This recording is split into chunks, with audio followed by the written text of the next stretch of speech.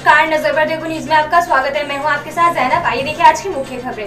सहारनपुर पश्चिम प्रदेश मुक्ति मोर्चा के भगत सिंह वर्मा राष्ट्रीय अध्यक्ष सांसद हाजी फजलुर रहमान ने जिलाधिकारी के सामने रखी समस्या किसानों की। कृषि प्रधान देश भारतवर्ष में अन्नदाता किसान आजादी से अब तक सरकार की गलत नीतियों के कारण टॉर्चर बंद होकर आत्महत्या करने को मजबूर है। इस मौके पर हाजी फजलुर रहमान, सांसद हाफिज मुर्तजा त्यागी, नीरज कपिल, जिला अध्यक्ष धीरेन्द्र सिंह, डिल्लो आसिफ, मलिक खुर्रम आलम, फैशन आब्दी, उमर अली, जफर फारूकी, सैयद एहसान आदि उपस्थित रहे। परविंदर सिंह की खास रिपोर्ट। न्यूज देखने के बाद हमारे चैनल को सब्सक्राइब, लाइक और शेयर जरूर करें। सिंह वर्मा, राष्ट्रीय अध्यक्ष, पश्चिम प्रदेश मुक्ति मोर्चा। भारत एक कृषि प्रधान देश है और आज हम देख रहे हैं आज़ादी के 72 वर्ष बाद इस देश में सबसे दुखी, परेशान, तंगहाल, कर्जबंद इस देश का अन्नदाता किसान है। अभी 3 अध्यादेश लाकर जो है भाजपा की केंद्र सरकार ने इस देश को बर्बाद करने का काम किया है, इस देश के किसानों को बर्बाद करने का काम किया है।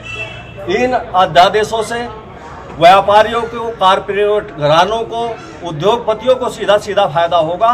किसानों को 1 रुपये का फायदा इनसे नहीं होने वाला है। आप लोग देख रहे होंगे जो धान पिछले वर्ष हमारा 3000 रुपये कुंटल था, वो आज 1500-1600 रुपये कुंटल बिक रहा है। यदि मैं गन्ने की बात करूं, मैंने मुख्यमंत्री जी को भी पत्र लिखा, प्रधानमंत्री जी को भी पत्र लिखा और सबको हमने बताने का काम किया है कि हम गन्ने का रेट आसानी से 600 रुपये कुंटल दे सकते हैं और गन्ने का कम से कम लाभकारी रेट 600 रुपये कुंटल किसानों को मिलना चाहिए। 1967 में गन्ने का रेट भुगतान है। उत्तर प्रदेश की 119 चीनी मिलों पर अभी भी प्रदेश के गन्ना किसानों का 10,000 करोड़ रुपए गन्ना भुगतान बका है। इसी प्रकार 2200 करोड़ रुपए हमारे सहारनपुर मंडल में 17 चीनी मिलों पर बका है और सहारनपुर जिले की चीनी मिलों पर भी आज की तारीख में 445 करोड़ रुपए गन्ने का भुगतान बका है। सरकार ने वादा किया था कि हम 14 दिन में गन्ने का किसानों को भुगतान कराएंगे। 14 महीने में भी किसानों को भुगतान नहीं हो रहा है।